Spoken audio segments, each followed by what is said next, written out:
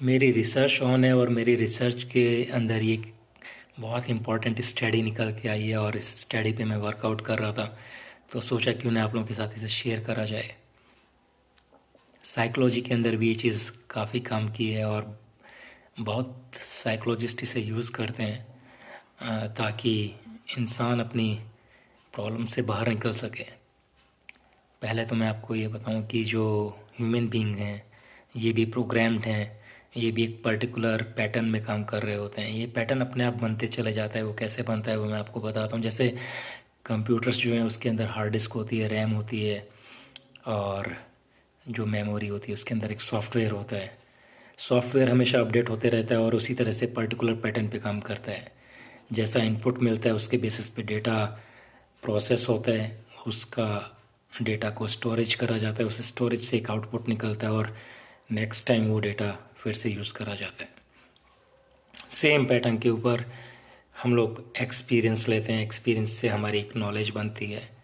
उस नॉलेज को हम मेमोरी के रूप में सेव करते हैं ब्रेन के अंदर। उसके बाद में हम थॉट जनरेट करते हैं जो कि हमारे एक्सपीरियंसेस के बेसिस पे प्लस माइनस होती हैं चीज़ें और उस थॉट के बेसिस पे हम दोबारा से एक्शन लेते हैं।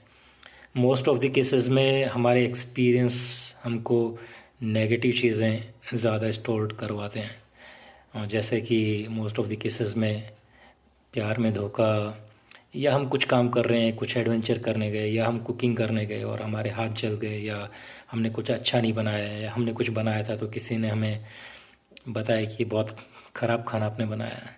समथिंग कुछ भी ऐसी चीज़ें जो भी आप एक्सपीरियंस करते हैं, आप उस एक्सपीरियंस के बेसिस पे आपको कुछ नॉलेज मिलती है कि अच्छा ये ख़राब था, ये अच्छा था, समथिंग।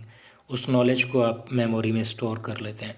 वो आपके ब्रेन के अंदर एक स्टोर के रूप में काम करती है। स्टोरेज होने के बाद में उसके बेसिस पे आपको थॉट्स जनरेट होना शुरू होते हैं। वो जो थॉट्स होते हैं वो आपको दोबारा एक्शन लेने के लिए रेडी कर रहे होते हैं कि इस बार हमें ये चीज़ें करनी है, ये चीज़ें नहीं करनी है, और फिर हम एक्शन लेते हैं।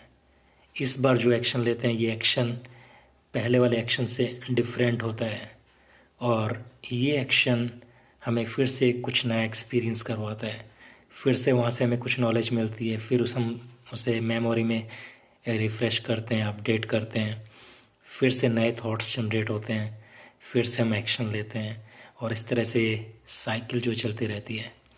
सोचिए अगर हमारा ब्रेन डैमेज हो जाता है, हमारी मेमोरी लॉस हो जाती है तो हमको थॉट आने बंद हो जाते हैं। In the case of brain haemorrhage तो कोमा में जाने पे भी ऐसा सीन हो जाता है।